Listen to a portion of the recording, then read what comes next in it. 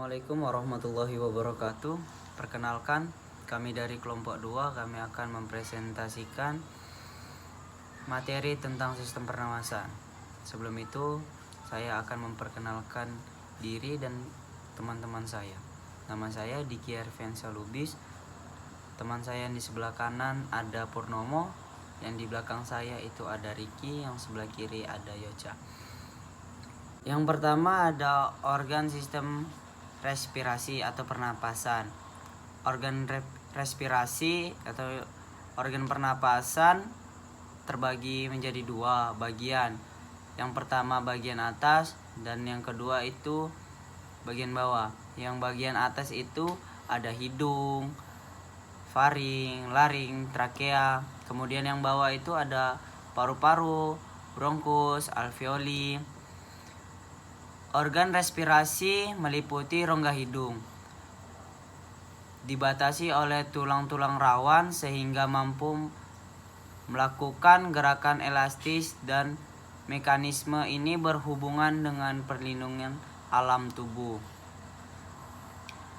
Udara pernapasan masuk melalui lubang hidung menuju rongga hidung yang dilengkapi dengan silia dan silaput lendir yang berguna untuk menyaring debu. Kemudian, rongga hidung berhubungan dengan tulang dahi, kelenjar air mata, telinga bagian tengah, dan rongga mulut. Kemudian faring. Faring merupakan rongga pertigaan ke arah saluran pencernaan atau esofagus, saluran pernapasan atau batang tenggorok, dan saluran di rongga hidung. Pada peristiwa terdesak saat makan sambil berbicara terjadi gerakan refleks antara untuk mengeluarkan kembali benda atau makanan yang masuk ke saluran nafas. Mekanisme menelan dan bernapas telah diatur sedemikian rupa sehingga katup epiglotis dan gerakan laring ke atas waktu menelan sehingga saluran ke rongga hidung tertutup rapat. Laring pada bagian yang terdapat pada glotis dan epiglotis yang terdiri atas tulang rawan yang akan bergerak ke atas sehingga menutup saluran napas pada saat menelan makanan. Dalam laring terdapat selaput suara yang ketegangannya diatur oleh serabut otot sehingga dapat menghasilkan tinggi rendahnya nada suara yang diperlukan.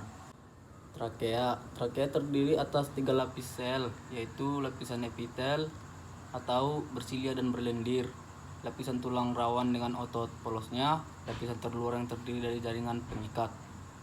Trakea memanjang dari leher sampai tulang dada. Bagian ini dapat bergerak elastis mendorong udara ke bagian paru-paru. Bronki merupakan percabangan dari trakea dan akan bercabang-cabang lagi menjadi bronkeolus. Pada bagian sebelah kiri bercabang 2 dan sebelah kanan bercabang 3. Bronkeolus merupakan cabang halus dari bronki. Dinding bronkeolus tipis, tidak bertulang rawan maupun bersilia. Alveolus merupakan gelembung-gelembung halus yang diselubungi oleh pembuluh darah kapiler. Alveolus merupakan tempat terjadinya pertukaran oksigen dan karbon dioksida melalui difusi. Dinding alveolus sangat elastis dan dilapisi dengan membran tipis. Ya, paru-paru jumlahnya 2 buah yang terletak di rongga dada. Paru-paru tersusun dari kumpulan alveolus yang dibungkus selaput yang disebut pleura. Selaput sebelah di dalam disebut pleura paru-paru. Selaput sebelah luar disebut pleura dinding rongga dada. Kemudian proses pernapasan dimulai dari ventilasi O2 ATM atau udara luar menuju alveoli. Kalau difusi itu dia dimulai dari alveoli menuju kapiler paru-paru. Kalau perfusi dia dimulai dari Aliran darah pada kapiler paru-paru. Transportasi dimulai dari transport O2 kapiler paru-paru menuju sel. Yang kedua, transport CO2 sel menuju kapiler paru-paru. Kemudian respirasi. Suatu proses mulai dari pengambilan oksigen, pengeluaran karbon dioksida hingga penggunaan energi di dalam tubuh. Kedua, bernapas menghirup oksigen dalam udara yang bebas dan membuang karbon dioksida ke lingkungan.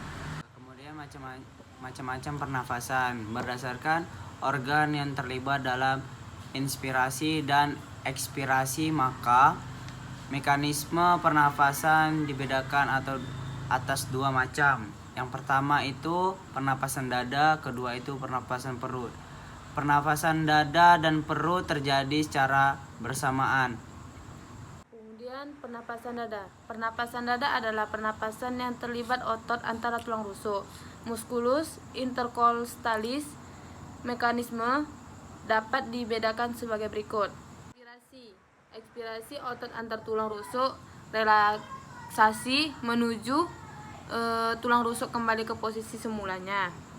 Menuju rongga dada mengecil, menuju tekanan udara di rongga dada membesar, menuju udara dari dalam keluar. Pernafasan perut. Pernafasan perut merupakan pernafasan yang mekanismenya melibatkan aktivitas otot diafragma yang membatasi rongga perut dan rongga dada. 2. Fase inspirasi.